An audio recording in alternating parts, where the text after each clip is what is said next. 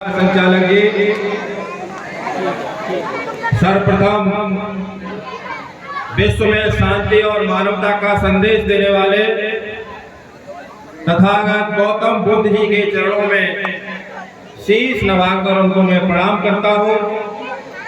साथ ही साथ विश्व रत्न परम पूज्य बाबा साहब डॉक्टर भीमराव अंबेडकर जी के चरणों में भी शीश नवाकर उन्हें प्रणाम करता हूँ। बाबा साहब की 133वीं जयंती के अवसर पर ग्राम धौरा में आयोजित कार्यक्रम में आदरणीय मंच पर सभी मंचासी, आदरणीय सभी बुजुर्ग, नौजवान साथी, माताएं, बहनें, प्यारे बच्चों, सबको मेरा जय भीम, इंकलाब जिंदाबाद। साथियों, बाबा साहब का जन्म 14 अप्रैल 1891 को हुआ था, लेकिन विश्व में जितने महापुरुष हुए उनका जन्मदिन सिर्फ एक दिन मनाया जाता है, लेकिन बाबा साहब ऐसी हस्ती है कि जिनका जन्मदिन पूरे एक महीने मनाया जाता है। इससे पता चलता है कि बाबा साहब में कितनी ताकत है। बाबा साहब का जीवन शुरू से ही बहुत ही कठिनाइयों में व्यतीत हुआ, क्योंकि ज्यादा अच्छे परिवार में जन्म नहीं हुआ। हालांकि उनके पिताजी सूबेदार थे, लेकिन कुछ समय बाद उनका रिटायरमेंट हो गया। तो बाबा साहब की जो शिक्षा दीक्षा हुई वो बहुत विषम परिस्थितियों में हुई। पैसे की तो कमी थी, पैसे की कमी के साथ साथ बाबा साहब को जाति के नाम पर जो अपमान झेलना पड़ा वो सबसे कठिन था। चाहे विद्यालय में बैठने की समस्या हो, चाहे पानी पीने की समस्या हो, चाहे कोई और समस्या हो, बाबा साहब को समय समय पर बहुत अपमानित होना पड़ता था। तो बाबा साहब ने एक दिन अपनी माताजी से कहा कि माँ, ये बताओ कि आखिर हमारे साथ ऐसा क्यों होता है कि हमें बच्चों के साथ न बिठा करके हमें वहां बिठाया जाता है जहां बच्चों के जूता और चप्पल उतरते हैं। हमें जब चपरासी नहीं होता है तो हमें पानी के लिए भी तरसना पड़ता है। बाबा ने अपनी आत्मकथा में लिखा था आगे चलकर कि नो प्योन नो वाटर। तो बाबा साहब ने अपनी माताजी से बात कही तो माताजी ने कहा कि बेटा, ये इस देश की वर्ण व्यवस्था ने सब सत्यानाश किया है। इस देश की जो वर्ण व्यवस्था है, जिसमें किसी को ऊंचा और किसी को नीचा बना करके जो अपमानित करने का काम किया है, उसी में तुम्हारा नाम आता है, क्योंकि तुम उनके बताए मुताबिक महान जाति से आते हो जो ऐसी वर्ग में आती है। तो बाबा साहब ने अपनी माताजी से कहा कि माताजी, आप देख लेना, आगे चलकर मैं ऐसी किताब लिख करके जाऊंगा कि इस देश में ना कोई ऊंचा होगा, ना कोई नीचा होगा, ना कोई बड़ा होगा, ना कोई छोटा होगा। ये बाबा साहब के बचपन की कहानी।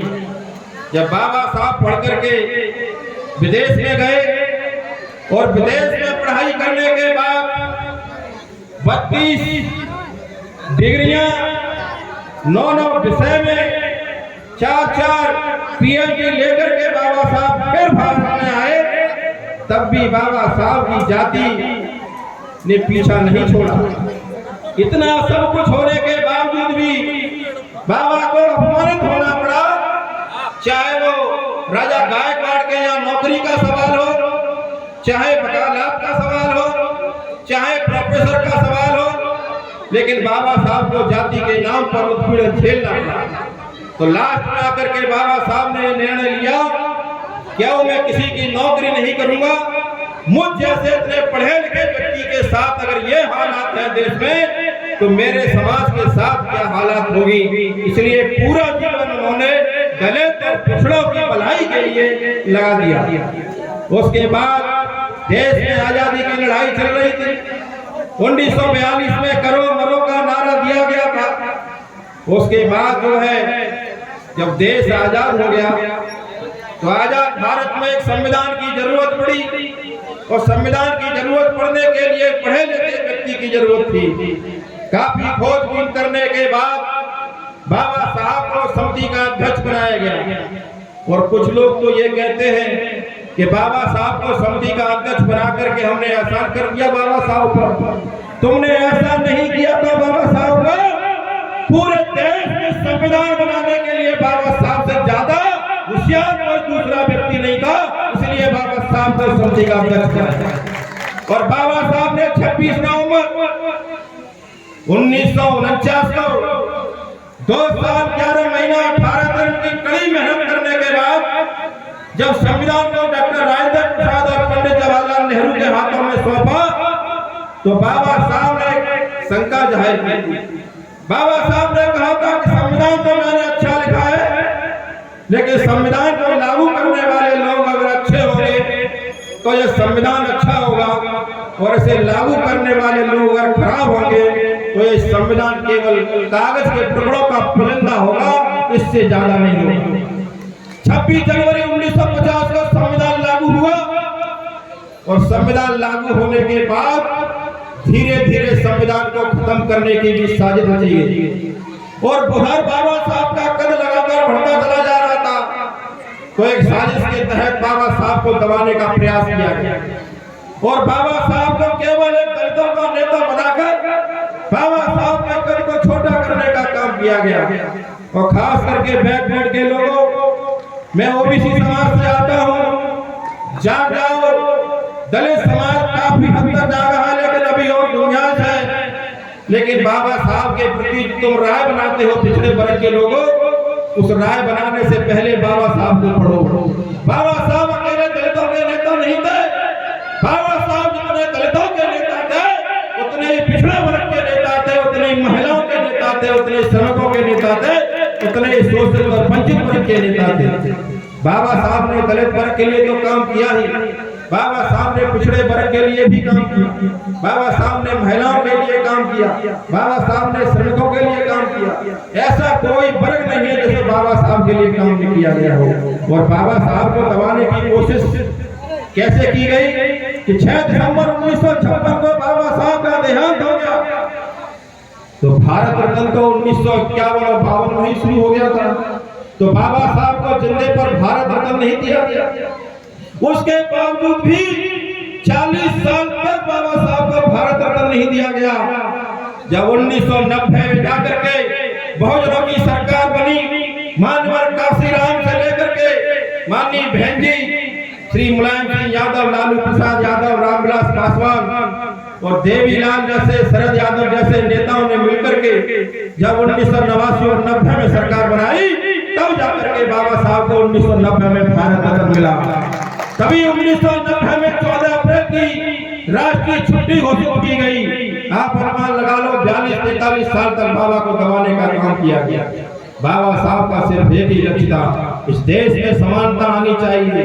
न इस देश में कोई ऊंचा होना चाहिए, न नीचा होना चाहिए, न कोई बड़ा होना चाहिए, न छोटा होना चाहिए।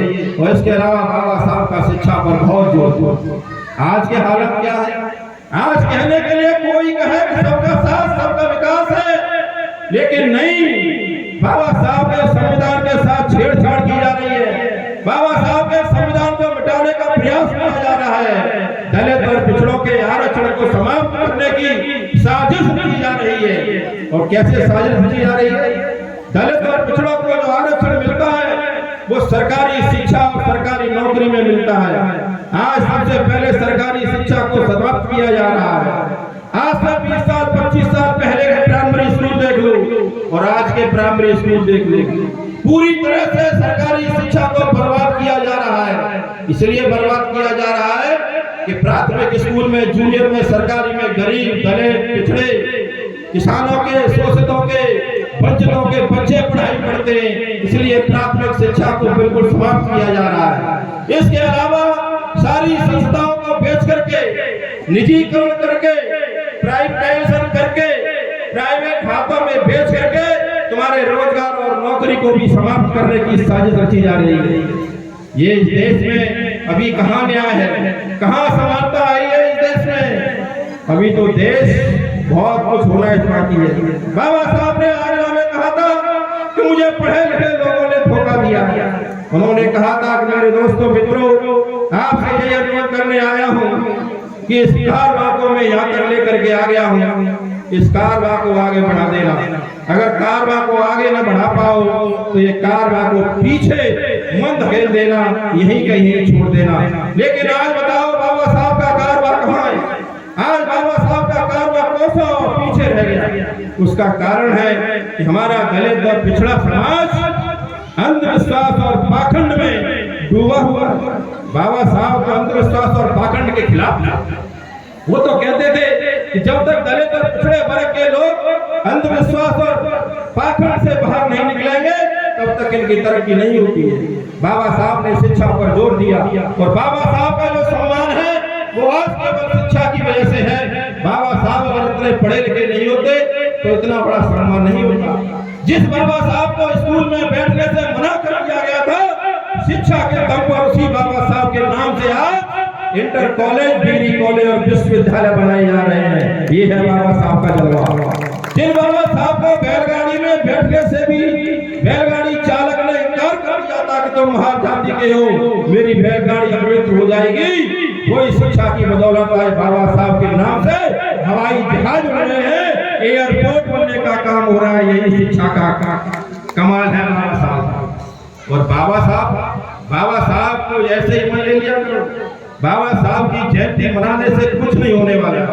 मैं बहुत दिन से देख रहा हूँ जयंती मनाई जाती है 14 अप्रैल को या 14 अप्रैल के बाद, और उसके बाद लोग सो जाते हैं। बाबा साहब ने एक बात कही थी कि मैं मूर्ति पूजा के खिलाफ हूँ, व्यक्ति पूजा के खिलाफ हूँ, मेरी कभी पूजा मत करना, लेकिन मेरे विचारों को आगे बढ़ाना। लेकिन आज लोग बाबा साहब की मूर्ति पूजने पर ज्यादा ध्यान देते हैं, बाबा साहब के विचारों को आगे नहीं बढ़ाते हैं।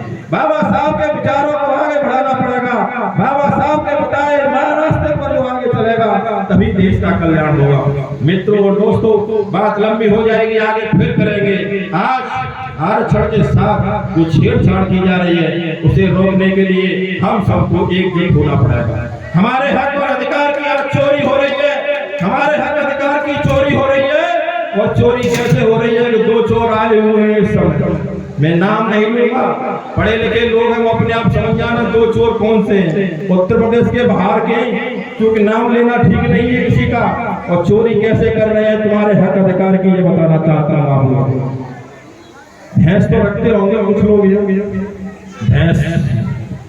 भैंस के हम लोग या हमारे परिजन एक घंटा बांध देते हैं गले में भैंस के, और घंटा का काम ये होता है कि उस मालिक को ये पता चलती रहती है कि हमारी भैंस घंटा पे बंधी है या नहीं बंधी है, क्या उसकी हलचल हो रही है, क्या स्थिति है। उस घंटा का ये काम होता है। और चोर चोरी कैसे कर रहे हैं? चोर बहुत चालाक है, ध्यान रखना। ये 5 किलो गेहूं और 5 किलो चावल के चक्कर में तुम्हारे बच्चों का भविष्य, तुम्हारा रोजगार, तुम्हारी शिक्षा, तुम्हारा आरक्षण कैसे चोरी कर रहे हैं वो बताना चाहता हूँ। चोर, दोनों चोर थे, दोनों चोरों ने भैंस को खोला और एक चोर भैंस को ले गया पूरब दिशा में। गौर से सुनना, एक चोर भैंस को ले गया पूरब दिशा में और एक चोर घंटा को ले गया पश्चिम दिशा में, और घंटा को बजाते हुए पश्चिम दिशा में ले गया और भैंस ले गया पूरब दिशा में। तो जब भैंस का मालिक जो जगा, उसके घर वाले जगे और धौरा से और भी लोग जगे और घंटा बज रहा है पश्चिम दिशा में, तो बताओ धौरा के लोगों, भैंस ढूंढने के लिए किधर जाओगे? किधर जाओगे भैंस ढूंढने के लिए? पश्चिम दिशा में जाओगे ना, जो घंटा घर बज रहा है। तो पूरा गांव धौरा भैंस ढूंढने के लिए पश्चिम दिशा में भाग रहा है और भैंस पूरब दिशा में जा रही है। और थोड़ी दूर जाकर के वो जो चालाक चोर है वो घंटा को कहीं रास्ते में डाल के और फिर घूम करके वो भी चोर पूरब दिशा में चला जाता है। तो बताओ धौरा के लोगों, पश्चिम दिशा में तुम्हें क्या मिला? क्या मिला? घंटा। और भैंस कहाँ चली गई? पूरब दिशा में। इसी तरह से हमारे हक और अधिकार की चोरी हो रही है, तुम्हें पता ही नहीं चल रहा है कि हो क्या रहा है। लेकिन हम सबको मिलकर इन सब चीजों से सावधान रहना पड़ेगा। बाबा साहब के सबसे बड़े वारिस मनोहर काशीराम जी ने नारा दिया था कि वोट हमारा, राज हमारा, नहीं चलेगा, नहीं चलेगा। जिसकी जितनी संख्या भारी उसकी उतनी हिस्सेदारी। इस नारे को डॉक्टर लोहिया ने आगे बढ़ाया। 700 पाले बांधी गांठ और पिछड़े पावे 100 में 60। इन्हीं नारों को आगे बढ़ाते हुए बाबू जगदेव प्रसाद कुशवाहा जी और राम स्वरूप वर्मा जी ने दोनों ने मिलकर के इस नारे को और मजबूत किया और उन्होंने कहा 100 में 90 शोषित है, 100 में 90 शोषित है, शोषितों ने ललकारा है, शोषितों ने ललकारा है। धन धरती और राजपाट में 90 भाग हमारा है। 10 का शासन 90 पर, 10 का शासन 90 पर नहीं चलेगा, नहीं चलेगा। जो जमीन को जोते बोए, जो जमीन को जोते बोए, वो जमीन का मालिक होए। सबको शिक्षा, सबको काम, वरना होगी नीच हराम। जो सबको शिक्षा, सबको काम ना दे सके वो सरकार निकम्मी है। जो सरकार निकम्मी है वो सरकार बदलनी है। ये नारे लगते थे किसी जमाने में। अपने अपने हिस्से का सब काम करते रहो। हम अपने हिस्से का काम कर रहे हैं। हम पे कोई ये ठेका गारंटी नहीं है कि हम पूरे समाज को जगा दें। लेकिन बहुजन समाज के लोगों, 85% लोगों, 90% लोगों, दलित पिछड़े अल्पसंख्यक, कमेरावादी लोगों, खास से काम करने वाले शोषित वंचित लोगों, एक हो जाओ। मैं अपने हिस्से का काम कर रहा हूँ। आगे चल के पीढ़ी को ये पूछेगी कि जिस समय संविधान खतरे में था, तुम्हारे रोजगार लुट रहे थे, शिक्षा खत्म हो रही थी, आरक्षण को समाप्त किया जा रहा था, उस समय आप क्या कर रहे थे? तो जो पीढ़ी हमसे सवाल करेगी उस पीढ़ी को जवाब देने के लिए हम तैयार हैं। और बस 1 मिनट में अपनी बात को खत्म करेंगे और अपने हिस्से का हम कितना काम कर रहे हैं वो हम बताएंगे। एक जंगल में आग लगी, एक जंगल में आग लगी तो चिड़िया उड़ने लगी। उसमें से एक चिड़िया एक एक बूंद पानी लाती थी और जंगल की आग पर डालती थी। तो और जो चिड़िया थी वो हंस रही थी और कह रही थी कि मर जाएगी, आग लगी हुई है, क्या कर रही है? तो उस चिड़िया का शानदार जवाब था, जरा सुनो। उस चिड़िया ने कहा कि जिस दिन जंगल की आग लगने का इतिहास लिखा जाएगा, आपका इतिहास आग लगाने वालों में लिखा जाएगा और मेरा इतिहास आग बुझाने वालों में लिखा जाएगा। इसलिए मैं आने वाली जो पीढ़ी है उस पीढ़ी से आंख में आंख मिला करके बात कर सकूं, इसलिए मैं अपने हिस्से का काम कर रहा हूं। आप भी अपने हिस्से का काम करिए। और तथागत गौतम बुद्ध ने 2000 साल पहले कह दिया था कि डरो मत, डरो मत। इस देश में न कोई ऊंचा है, न कोई नीचा है, न कोई बड़ा है, न कोई छोटा है, सबका सम्मान बराबर है। इसलिए डरो मत, बोलो और तरक करो। आज के समय में, आज के समय में जुल्म के साए में, जुल्म के साए में लब बोलेगा कौन? और हम भी चुप रहे तो फिर बोलेगा कौन? बहुत बहुत धन्यवाद। आप लोगों ने हमें बोलने का मौका दिया, आप लोगों ने हमें स्वागत सत्कार किया। पूरी कमेटी को मेरी तरफ से बहुत बहुत बधाई।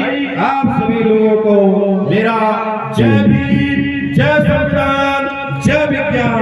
बाबा साहब अमर रहे, बाबा साहब अमर रहे। बहुत बहुत धन्यवाद।